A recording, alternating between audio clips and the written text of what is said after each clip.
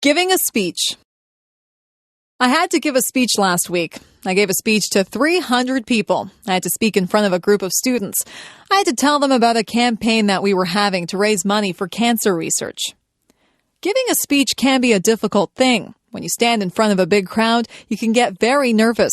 Some people feel like they have weak knees. Their legs feel as if they are made of rubber. Their heart beats very hard inside of their chest. Their palms get sweaty. Some people even become short of breath. For some people, giving a speech is their worst fear. When you give a speech, everyone is looking at you. They are waiting to hear what you have to say. When you have 300 people looking at you, you have 600 eyes that are on you. It is a little frightening when you think of it that way. Before I give a speech, I take 3 big breaths. I calm myself and I remind myself that what I have to say is important. I like to be sure of what I am going to say, so I practice my speech in front of a mirror at home. I like to look like I am relaxed and friendly. They say that practice makes perfect, so the more speeches that you give, the better you will become at it. Whenever I have to give a speech, I imagine that the audience is just one big person. I look out into the audience until I find a friendly, smiling face. I focus on that person, and I pretend that I am just talking to them.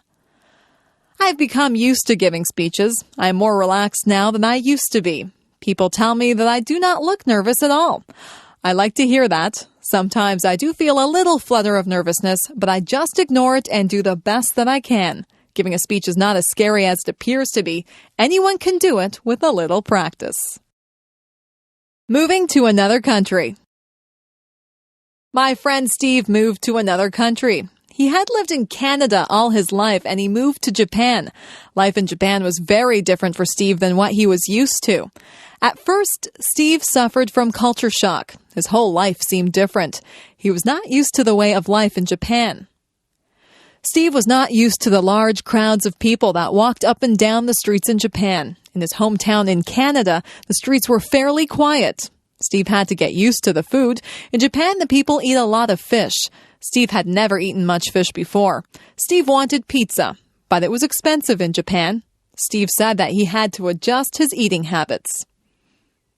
The people in Japan have different customs than we do here in Canada.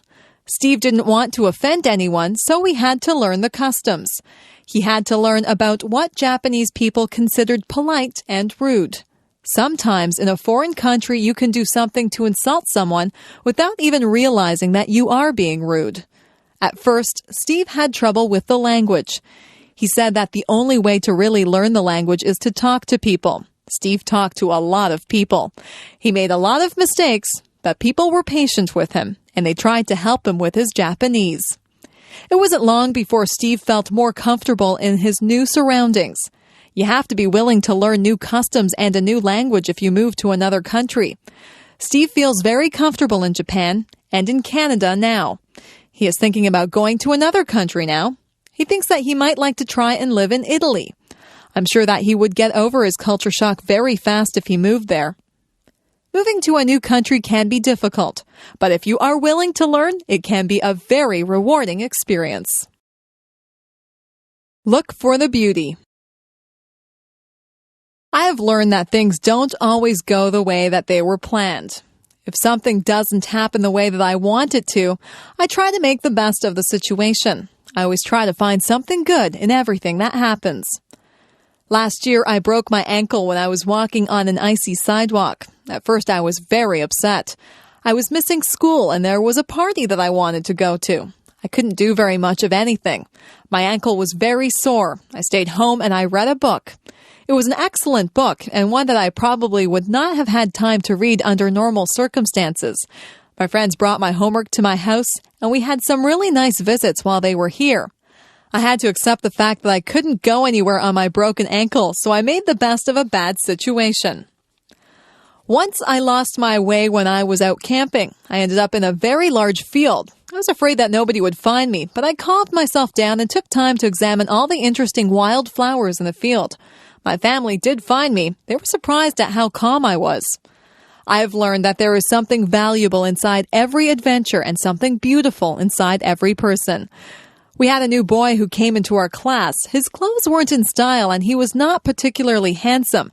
Some of the boys and girls made fun of him. Sometimes people can be really cruel. He seemed to handle it all right, but inside, I knew that it must hurt. Some of my friends and I invited him out with us. We found out that he had a terrific sense of humor, and he is probably one of the nicest people that I have ever met. He has since become one of my best friends. It makes me ashamed when someone that I know judges someone by how they look. It isn't fair to do that.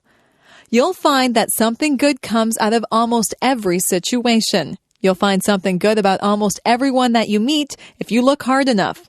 If something doesn't work out the way you planned it, just make the best of the situation.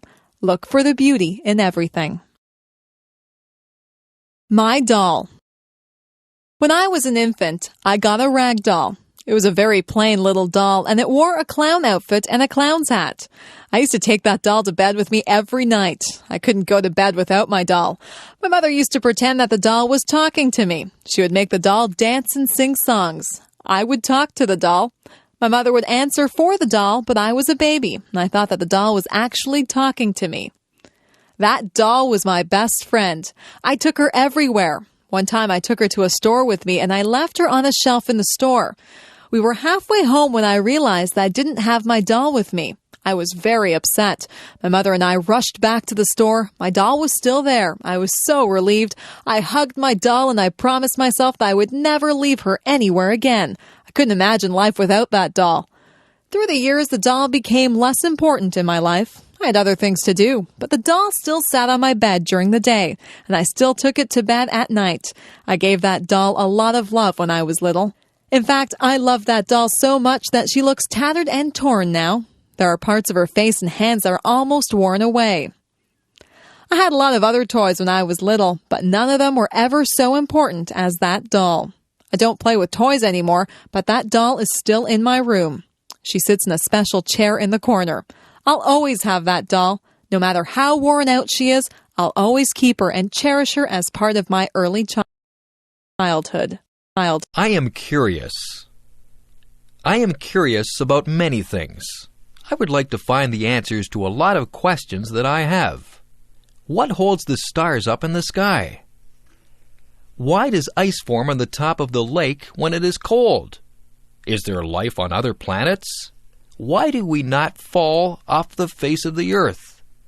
How do caterpillars turn into butterflies? All of these things are mysteries to me. There are so many questions that are unanswered.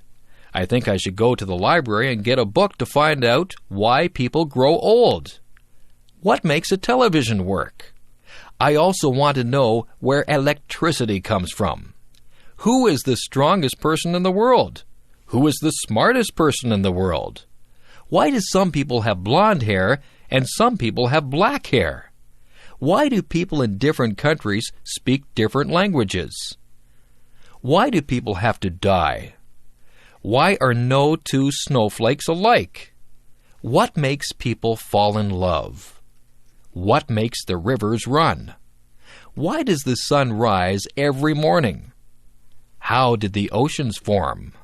Why did the dinosaurs vanish from the earth? I wonder if I'll ever find out the answers to all of my questions. I think I'll have to study hard and stay in school to find out everything that I want to know. Some questions never get answered.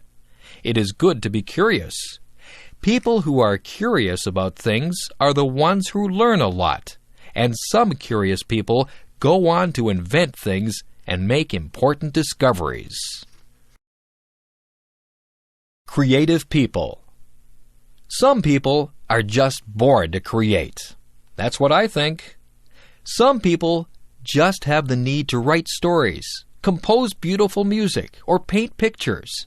Creativity seems to be inside them, and they need to let it out.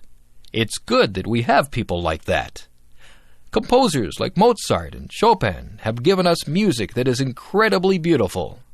It's not just the classical composers who have given us great pieces of music. There are modern composers who have written great songs also.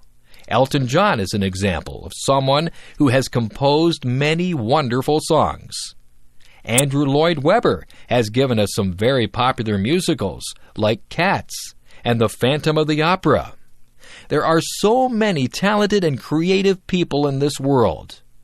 When you visit an art gallery, you marvel at how artists are able to recreate realism or make up something that seems totally unreal, yet beautiful. The American artist Norman Rockwell painted some pictures that actually look like photographs. He tried to portray life as it was in America. Through his paintings, one can get a good sense of American life through the years. On the other hand, artists like Jackson Pollock did not portray realism. Jackson Pollock painted abstract pictures. His paintings are just as good as Norman Rockwell's, but they are entirely different. Some books that we read are classics. Mark Twain portrayed American life through his characters Tom Sawyer and Huckleberry Finn. Charles Dickens brought Victorian England to life through his books. Most people are familiar with his Christmas Carol, where the mean and miserable Scrooge learns the true meaning of Christmas. People don't have to read the classics. There are modern writers who entertain readers through their stories. Stephen King has written a number of horror stories. Some of his books have even been made into movies. We are lucky to have creative people who share their gifts with us. If you are lucky enough to be creative, you should use your talents to create works of art that we can all share.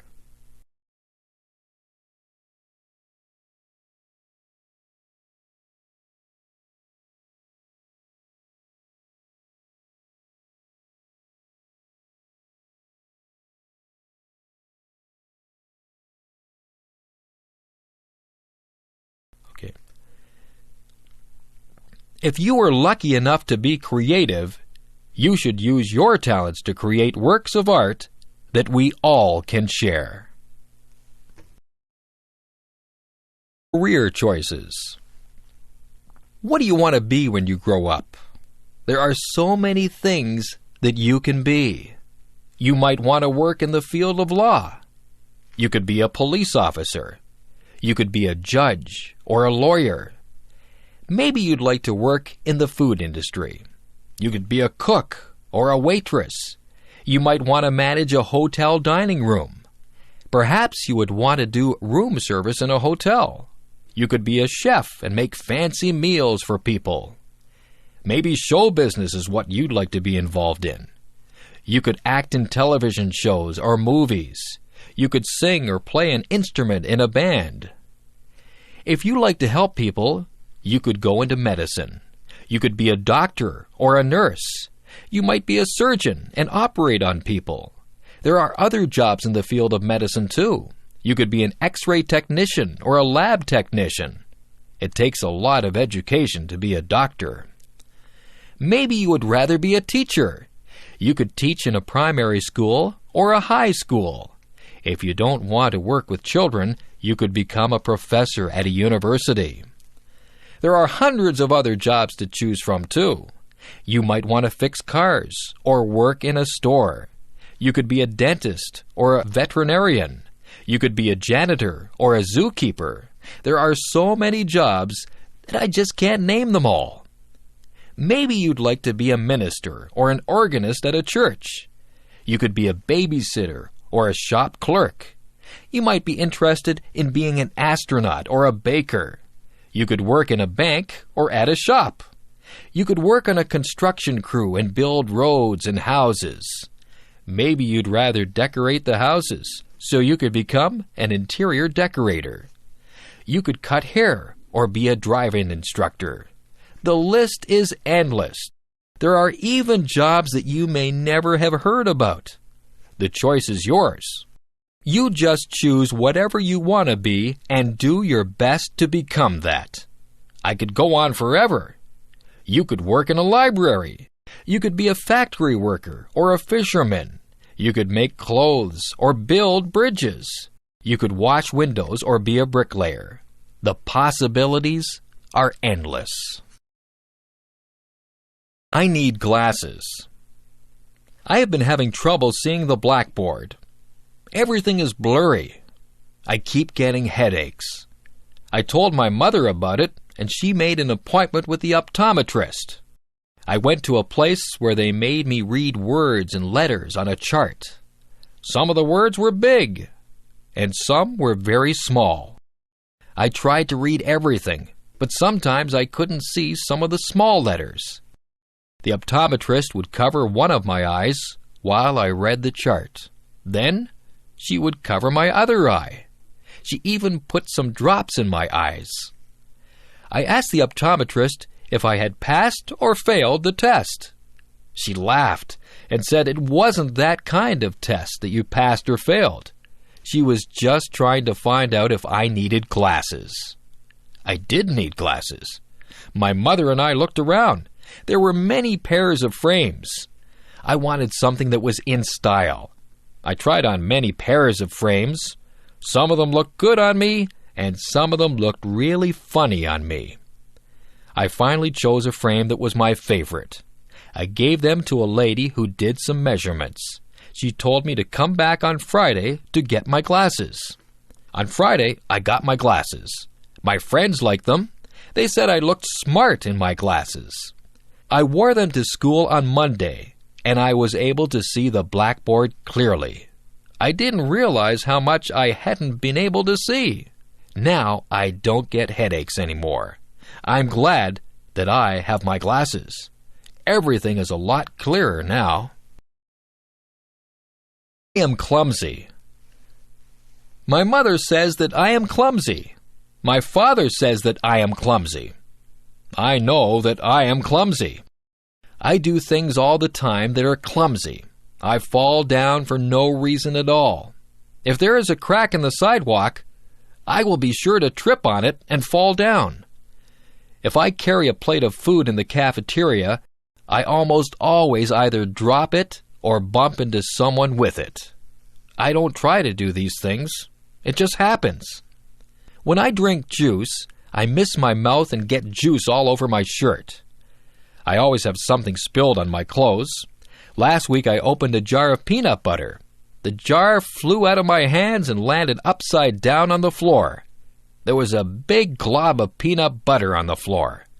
Yesterday I knocked over the sugar bowl. There was a big sticky mess on the floor. I bump my head when I get into the car. I rip my pants on things. I lose my money out of my pockets. I step on the cat's tail. I always feel bad when I do that because the cat thinks I don't love her. I don't mean to do these things. I am just a clumsy person. My parents tell me to slow down. I am always in a hurry. Maybe that's why I'm so clumsy. Maybe it's just a stage that I'm going through. If it is, I hope it is over soon. Being clumsy is no fun at all. Home alone. I remember the first time that my parents left me home alone. I was very grown up, and I thought that I would be just fine. I was fine for a while. I watched television and had something to eat. I called my friend on the phone, and we talked for a while. Then I sat down to read a book. The house was quiet, very quiet. I found myself listening very carefully. I heard a tap-tap-tapping noise. I wondered where it was coming from. It seemed to be coming from the window. I turned out the lights so that nobody would see me, and I peeked out the window carefully. I was expecting to see a robber tapping at my window. There was nobody there. It was just a tree branch swaying in the breeze and tapping at my window. I felt silly. I turned on the lights and sat back down to read my book. A few minutes later, I heard some creaking noises. I listened carefully. Then I heard a clunking noise. I think it might have been the furnace. Then there was a whirring noise. My imagination began to play tricks on me. I was imagining that there were all kinds of creatures in the house. I told myself to grow up. I wouldn't let my imagination run away with me. I was glad when my parents got home. I told them about all the noises that I had heard. My parents laughed and said that all houses make noises. We're usually just so busy that we don't hear all the noises that go on. I have stayed home alone many times now. I just ignore all the little creaks and noises that I hear. I'm still alert and listen for anything suspicious, but I know that there are lots of noises that are harmless. That tree that taps on my window still frightens me sometimes, but I'm a lot braver now than I was the first time that I stayed home alone. Family. What does the word family mean to you? The easiest way to define family is to talk about who you are related to. Usually there is a mom and a dad, and children who are brothers and sisters. This would be the core family. Then there is the extended family, which would include grandparents, aunts and uncles, cousins, nieces, and nephews, and in-laws. People married to your brothers or sisters, husband or wife. However, I think the word family has a much deeper meaning. The word family brings words to my mind like love, support, help, kindness, fun, love, trips, closeness, love, forgiving, sharing, love, understanding, respect, and love. You'll notice one word that is repeated over and over again: love. I believe if a family has real love for one another, they will be able to overcome any problems they may have. Actually, they may not have too many problems if they all love and respect one another. However, there are things that cannot be helped, like death, sickness, or accidents. It is during those hard times that a family's love helps them to go through those experiences. We had quite a few children in my family. There were brothers and sisters, which included an adopted brother and a number of foster children too. I was also very fortunate that I had both my mom and dad to live with and do things like vacations together. We had a lot of fun, and there were some times of tears too. Above all, we love one another. Family is a wonderful thing. I am so lucky. My first job. My first real job was during my last year of high school. I had taken classes in various business subjects. In that last year of high school, we could do a co-op. That meant we could work part of the time instead of going to school. It would count as a credit towards our diploma. The place I got a job was at a men's tailor shop. The owners were a very nice older German couple. They had 2 other men working for them too. One of the men had had brain surgery for cancer. He had a big, long scar all around the top of his head. He told me all about it. He was always happy and full of fun. I thought he was very brave. The tailor shop made suits to order. One of the salesmen would measure the man, and the customer would choose a fabric and style for he or his wife liked. The people in the back of the shop would then cut and sew the suit. The suits cost a lot of money. There were also suits already made that the customer could buy instead if they wished. They could also rent suits or tuxedos for weddings or parties. I worked at a little desk. I answered the phone, wrote letters, filed papers, and did some bookkeeping. It was about a mile walk from my school to work. I passed many clothing shops. That wasn't good because I spent a lot of my money that I earned in those shops. I worked at the tailor shop for almost a year. It was a good experience and helped me get my next job with the United States Navy. That was fun too. First trip away from home. Today I'm going to my friend's house. Her name is Valerie. This is going to be my first trip away from home without my parents. My dad is driving me to Valerie's house, and I'll be staying there for 2 weeks. Her mom will drive me back home. It takes about 1.5 hours to get there. I have to pack enough clothes for play, work, and church. I hope I'll pack the right things. Of course, I have to remember my toothbrush and hairbrush. Valerie lives on a farm. I'll be helping her dad with milking the cows, I think. We'll play up in the hayloft after we have helped put the bales into the barn. We'll be all itchy when the job is done. There are a lot of things to do on a farm. Her mum is a good cook and will feed us well. There is a nice pond where we can go swimming. I mustn't forget my bathing suit. I wonder if the farm dog comes into the pond too. That would be funny. My dad and Mum are giving me money just in case we go shopping. I hope we do go shopping because I want to buy lots of candy. I won't tell my Mum that. Oh dear, I hear Dad yelling, "Let's go!" I haven't even finished packing my things yet. I guess I better stop writing this now and get busy fast. Bye. My job. I work at a conservation park called Balls Falls. I've only worked there for 3 weeks now. I am a tour guide, and I tell people the history of all the old buildings there. Somebody told me that one of the houses I work in is haunted. Now I get chills every time I walk into that house. My boss told me that the stories aren't real, but I have an active imagination. Balls Falls is very beautiful.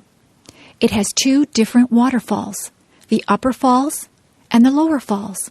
There used to be tons of water cascading over them, which turned a big water wheel to grind grain. However, through the years, the amount of water has really lessened. I love working at Balls Falls because I get to work outside a lot. I'm getting a tan. In July and August, I will be working with kids there at a day camp. I am getting ready now, making different crafts and thinking up fun new games to play. I can't wait to start working with them. I think that will be the best part of the summer. I will be going to work tomorrow. I usually have to work from 9 a.m. to 4:30 p.m. I also like the people I work with. They are very nice. Come to Balls Falls and I'll give you a tour. My hobby. Let's see. Today I might go fly a kite or maybe go for a swim. It is hot outside and I don't know what to do. My mom tells me that I should do something that I like doing on hot days. Since our house is nice and cool, I guess I'll stay inside and work on my hobby. My hobby is something that not a lot of people do. I make and collect bookmarks. To make my bookmarks, I use stickers and special art pencils to draw. I buy the stickers at a mall, usually in a card store. The art pencils are bought in an art store. To make the bookmarks, I start with a piece of paper. I measure out how big I want the bookmark to be with a ruler. I once made a bookmark so big that it couldn't even be used in a very big book. After I measure it, I draw lines so that I can cut it straight. Sometimes I use fancy scissors that cut zigzag or frills. Then I start to decorate them. I like to draw cartoons and flowers on my bookmarks. Sometimes I even put real flowers on them. A lot of the time, I write little sayings on the bookmarks.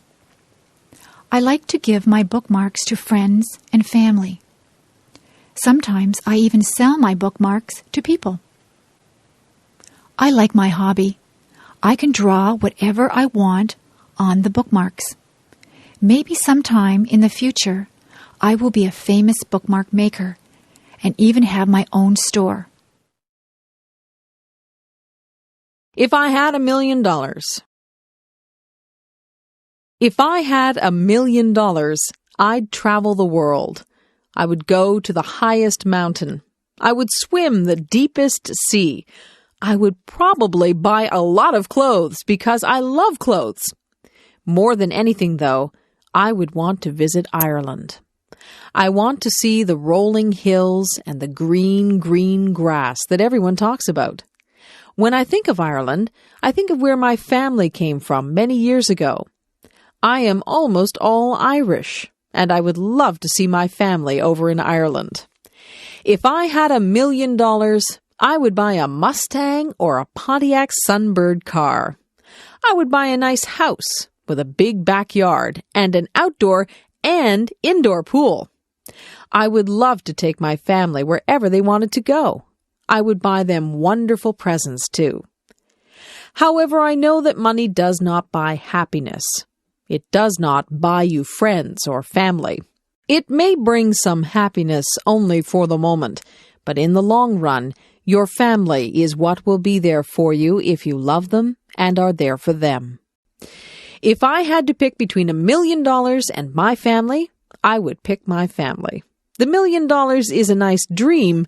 If that dream ever comes true and I do get a lot of money, I hope I would use it wisely. A picnic. What a great day for a picnic! We're not only having a picnic, we're having a big bike ride too. We did this last year with a lot of friends also. It was really fun. We meet quite early in the morning in a pretty little town. The town is where the Niagara River flows into Lake Ontario in Canada. The town's name is Niagara-on-the-Lake. Then all of the people, 50 or more, get on their bikes or rollerblades. We go on a bike path beside the river. The path we take is about 11 kilometers or 6 miles long. There are a lot of people using the path, too. We usually stop for an ice cream treat near the end or where we turn around to go back to our cars. It is just before the park where we will have our picnic and a steep hill. Many of the men and boys go up the hill. Most of the women and children go back to their cars. The ride takes about 2 hours plus whatever time we take at the ice cream store. After the ride is finished, we go to the park. We have a delicious potluck lunch. Potluck means everyone brings some food to share with the others. We eat, rest, talk, and laugh. After we've cleaned up, some of us climb the tower that is there remembering a war at that place and its general. It is a steep climb, over 100 steps. We usually end the day with a fun game of baseball or soccer. Finally, we pack up our stuff. Tired and dirty, we head for home with good memories swimming in our heads. Working in my yard. I live in a house that has a small yard around it. In my yard, there is a lawn and a garden. There is also a sidewalk that leads to my front door and a driveway that leads to my garage. Throughout the year, I work to maintain my yard. During the summer, I cut the grass that grows in my yard using a lawnmower. I like the smell of the grass when it has just been cut. But it's better not to cut the grass too short. When the weather is dry, I also put water on the lawn and garden so that the grass and flowers can grow. During the autumn, many leaves fall from the trees in my yard. I use a rake to collect the leaves from the lawn. Then I can put the leaves into bags. I can use the leaves to make fertilizer. When I was a kid, I didn't like the job of raking leaves, but now I don't mind it. Another job during the autumn is to remove flowers from the garden before cold weather arrives. During the winter, there is no work to do in the lawn or garden because they are covered in snow. But I need to keep the snow off my sidewalk and driveway. Whenever it snows, I use a shovel to clear the snow from the sidewalk and the driveway. Sometimes it snows a lot. If I didn't shovel the snow, it would soon be impossible to get into my house. During the spring, the snow melts. I clean up my yard by sweeping away the dirt and by removing weeds from the lawn and garden. I also put flowers back into the garden. It's nice to see them again after the long, cold winter. When spring comes, the grass grows very quickly, so I need to cut the grass quite often. Working in the yard can be very satisfying work. It's so nice when the lawn and garden are looking green and healthy. Early morning. Yawn. I'm so tired. I don't like getting up in the morning. I wish I could sleep in until noon. My mom has to come into my room and shake my feet. Get up, you lazy girl, she says. It's time to rise and shine. It's a beautiful day. I raise my head, mumble and turn over, putting my pillow over my head.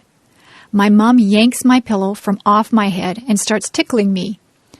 Okay, I'll get up, I shriek. The sun is so bright that I squint. I think I will go outside and play. I can't wait to get up now. My mom cooks me breakfast. I have eggs, bacon, toast, and orange juice. When I finish my breakfast, I brush my teeth, comb my hair, wash my face, and then change into my play clothes. I choose a bright pink and yellow tank top with jean shorts and blue sandals. My bike is in the garage where my dad keeps the cars and tools. As I pedal, my hair flies out behind me. I keep my mouth shut so that bugs don't get in. I am going down a big hill now. I can hardly pedal anymore. My legs are moving so fast. I hang onto my handlebars tightly. I don't want to fall off. I finally am able to slow down as the road becomes level. I turn a corner and decide to go back home. I realize I now have to ride up the hill. I know I will be tired when I get to the top. I think that I will have some water now before I start to go up. It tastes great. It is so clean and cold. Well, I know that I have a big trip ahead of me, so I need to get going. Bye-bye. The wedding. We went into the church and sat down. There were pretty flowers at the front. There was beautiful organ music playing. The church was full of people dressed up nicely. Everyone was waiting to see the beautiful bride walk up the aisle. A hush, an intake of breath. There she was. Oh, she was so beautiful. She had a lovely long white dress with pretty lace and beads. Her hair was swept up off from her face. There were curls flowing down her back. Instead of a veil, she had little flowers in her hair. Her bouquet of tiny flowers was very, very pretty. Her dad looked very proud of her. He looked just a little sad, too. At the front of the church, the groom stood waiting. He had a beautiful, tender smile on his face. He took his bride's hand as her dad left her there. They smiled at each other. The minister read, prayed, and offered some words of advice to the lovely couple. Someone sang a pretty song. The groom slipped the simple wedding band on the bride's finger. She struggled a little to put a band on his finger. Pretty soon the minister said they were now husband and wife. They kissed.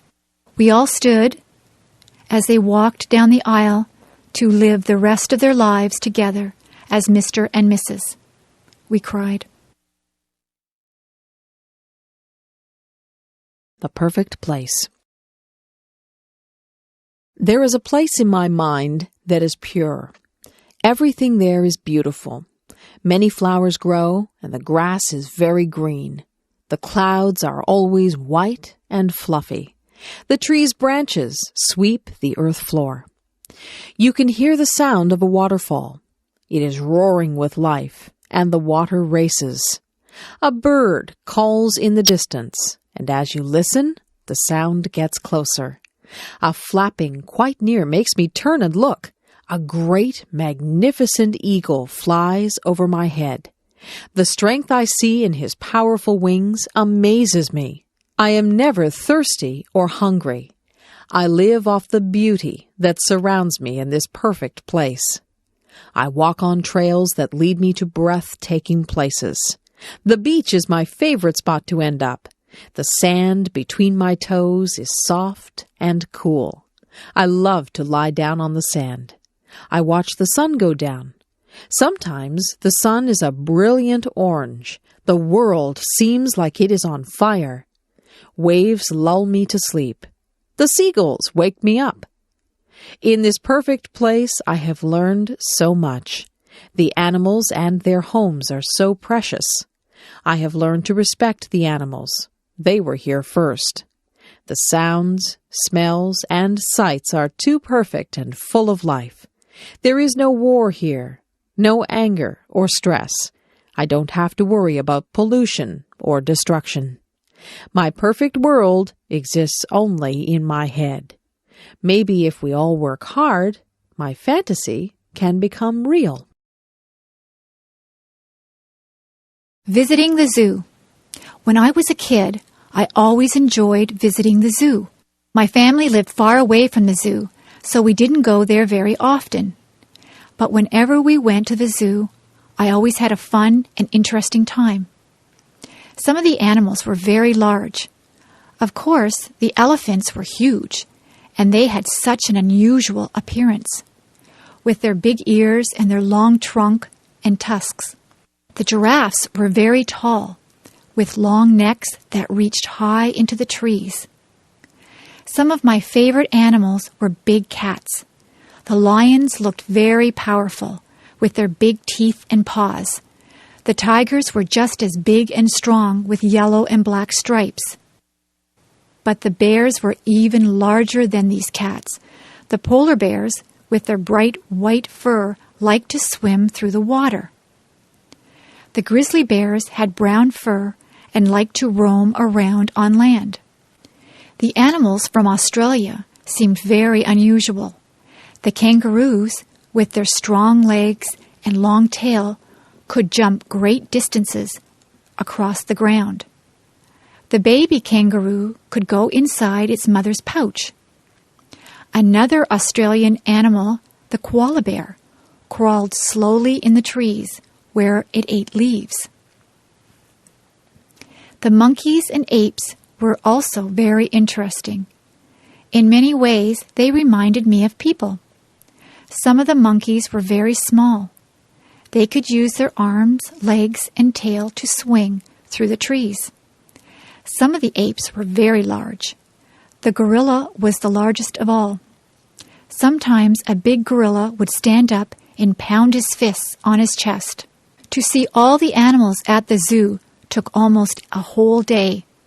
By the end of the day, I was very tired from walking around.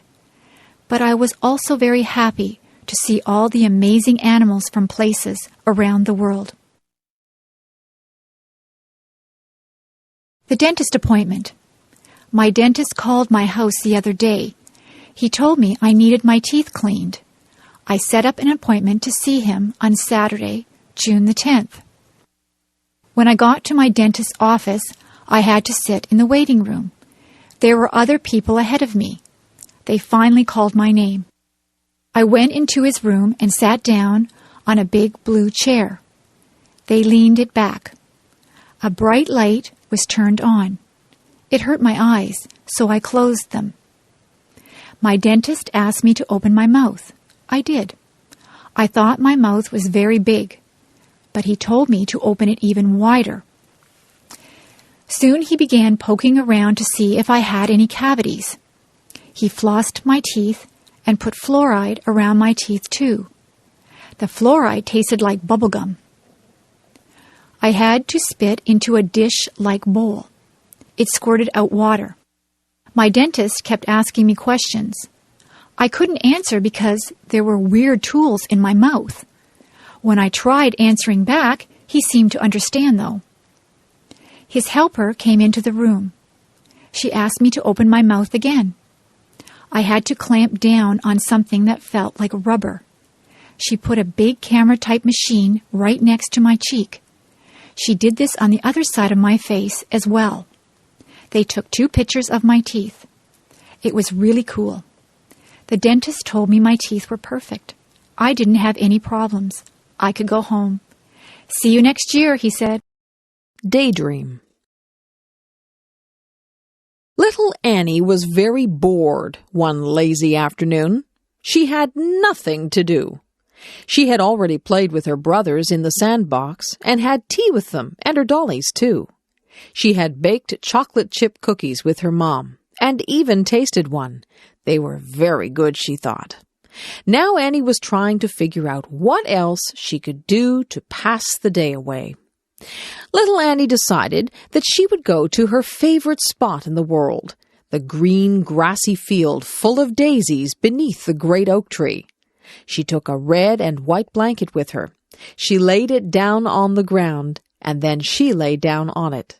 She lay there looking at the clouds, fluffy and white. She saw bunnies, huge gray elephants, and scary-looking crocodiles. Soon little Annie was drifting in and out of clouds and reality. The clouds started dancing with her, begging her to come and play. She got up from her blanket and joined the clouds. They flew over rooftops of all of the village people, swam with the fish in the lake, and said hello to all of the birds that they passed by. Little Annie was having so much fun. The clouds had formed into a chariot, so little Annie could drive if she wanted to. She drove over a rainbow that was bright in the sky. Then she shot through the branches of her friend's spruce tree. Annie suddenly came to a stop. Hearing someone call her name, Annie looked around. She blinked once, twice, and finally everything came into focus. Her brother was tugging at her leg, wondering why she was staring into outer space with a big grin on her face. "Oh," little Annie said, not really knowing that she had been sitting there all along. My friend in the next office. When I started my job a year ago at the university, I did not know my way around. I did not know where to find anything. I had a million questions. But Diane in the next office took me on a tour showing me the places to eat, the library, the lecture rooms, where to get a picture ID card, how to get from one building to another. When I had a question, I asked Diane how to use the telephone, where to make copies, where to print with my computer, the location of my mailbox. She teaches as I do. We both spend a lot of time helping students and answering their questions. She giggles a lot. I hear her laugh with her students. Sometimes she asks my advice about her work or about a problem, and I ask her advice. Sometimes she comes into my office and says, "I am really angry. Can I whine to you?" Then she talks about a problem, and I listen. And then she returns cheerfully to her office. Sometimes I go into her office and say, "I'm upset about something that happened. Can I come in for a minute?" Then I grumble to her, and she listens, and then I go back cheerfully to my office. Each of us feels better when we have shared our problems. Then they are no longer problems. Diane is shy in a group of people. She is quiet and does not start a conversation. Everyone around her talks, and she listens. On Friday afternoons, she makes popcorn for everyone. We all sit in the staff room and eat microwaved popcorn and drink tea and talk. We start to relax for the weekend and talk about our plans. She is a good friend. She helps my students when I am not there. She wishes me good luck when I go to a lecture. I am very glad that she can be my friend in the office beside mine. The musician. There once was a little girl named Rain Angel. She loved to sit at the piano and play. Rain Angel was a very gifted girl. She had a voice that gave people shivers, and she loved to sing. As Rain got older, she continued to love music. Rain became involved in the choirs and bands at her high school. She loved performing in front of people. She couldn't help but feel the sense of power she had when she was up on stage, and there was always loud clapping when she finished a song. Rain soon went out on her own, and looked for someone that could help her become famous. Rain wanted to share her talent with the world. She felt that her special talent for music helped people feel good. Rain went out into the big world, and she did very well. She was always performing her best, and someone finally noticed her. Her new agent helped her to make her first album. Rain became famous because she never quit trying. Rain loved her new way of life. She continued singing and playing her piano. She was even taught how to write her own music. Rain Angel had always dreamed of becoming a celebrity. She always remembered her friends and family when she was famous because they had always believed in her. Rain Angel strove for a faraway place, and it became her reality. She always believed that what she wanted to become was her choice. She believed that if you have the strength and determination, you can make your dreams come true. The circus. Wow! A big tent was in the middle of the town's parking lot. We were going to a 3-ring circus. I couldn't wait for it to begin. Inside and outside of the tent, toys, balloons, and food were being sold. All of the children were so very excited. Inside the tent, we found good seats so we could see everything. The band started to play loud music, and the ringmaster came out with a big tall hat on his head. In one ring, there were small animals, dogs, monkeys, and parrots doing tricks. The dogs were dressed in funny clothes, and so were the monkeys. They rode on bicycles, danced, and climbed ladders. There were wild tigers and lions in a big round wire cage. A man with a whip was inside the cage with them. He had them trained to jump through a hoop of fire and to roll over. He even kissed them. He was very brave. During the break in the middle of the circus, funny clowns came out and did silly things. They had happy faces and sad faces. Some had big red noses that honked if you squeezed them. There were rides on elephants, too. I didn't go on one because it cost too much money. The last act took up the whole tent. It was the acrobats. They hung from their teeth, their feet, and their necks high up in the air. They also swung high up in the air and flew to each other. It's kind of scary to watch because I was afraid they might fall. I had a very good time at the circus. However, my tummy felt kind of sick from all the cotton candy and junk food I ate. Going to the grocery store. Each week, I go to the grocery store to buy food for my family. I get a shopping cart from the front of the store, and I push the cart all around the store. The cart is large, but when I am finished shopping, the cart is nearly full. The grocery store is also called a supermarket. When I go shopping, I start out in the produce section of the supermarket. The produce section is where the fresh fruits and vegetables are kept. I like to buy different kinds of fruit, such as apples, oranges, and bananas. The vegetables that I often buy are carrots, peas, and corn. I also buy tomatoes when they are bright red in color. I often buy a bag of potatoes or a bag of rice. After visiting the produce section, I go to the meat section. Here I buy poultry, such as chicken and turkey.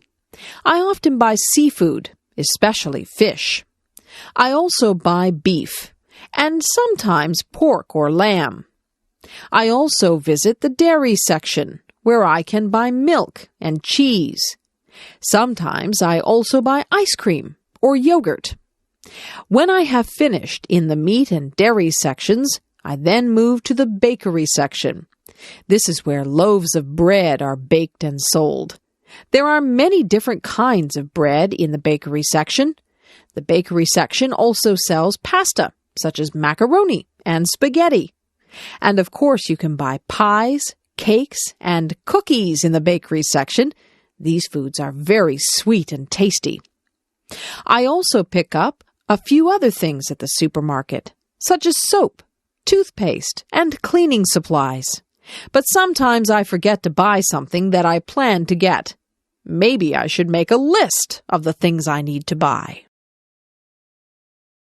A day at the beach. When the hot summer weather arrives, many people like to cool off by visiting the beach. Often there is a cool breeze that comes off the water. And of course the water itself is cool and refreshing. One of the favorite activities at the beach is building sandcastles. Children use small shovels and pails to move the sand. They can build small forts and castles by carefully forming and shaping the sand. Building sand castles is a lot of fun, but you shouldn't build them too close to the water. A wave might come and wash your sand castle away. There are also many games that people like to play at the beach. Some people play catch with a small plastic disc called a frisbee. The frisbee glides smoothly through the air. Other people like to play beach volleyball in the soft sand. Some people prefer just to relax on the beach. They like to lie down on a blanket and feel the warm sunshine. I like to sit on the beach with an ice cream cone, but you have to eat it quickly before it melts. Of course, the main attraction of a beach is the water. Many children learn to swim at the beach and enjoy playing in the water. Some people like to swim vigorously. Other people like to relax in the water on an inflatable floating mattress. Other people just wade around in the water as a way to keep cool. When it is a windy day, some people try sports, such as surfing. Going to the beach is surely one of the best ways to spend a summer day. Making cookies. Something smells good. My friend's mom is making cookies. They are chocolate chip, my favorite. I think I'll go home and ask my mom if we can make cookies too. I run all the way home and rush through the door. I yell, "Mom, Mom!" She comes out from her bedroom, her eyes wide. "What?" she answers, a little worried. I breathlessly ask if we can please, pretty please, make cookies. She smiles and says, "I guess so." "Yes," I reply. First, Mom tells me to get out the cooking stuff. So I get out the mixer and bowl, the measuring cups and spoons, and the cookie sheets. Then she tells me to get out the recipe book. I remind her that the recipe is on the chocolate chip package. "Right," she says. Then she asks me to look at the recipe and get out the things we need, like flour, sugar, and butter. We set the oven temperature to 350 degrees Fahrenheit. Then we mix all the flour and other ingredients together. Last, we added the chocolate chips. We dropped the batter by big teaspoons full onto the cookie sheets. We set the timer for 12 minutes and just sit back and enjoy the good smell. The buzzer rings. We take the cookies out. Oh, do they look good. We don't even wait for them to cool down. Both Mom and I get a big glass of cold milk and 2 big warm cookies each. Yum, yum. Want to join us?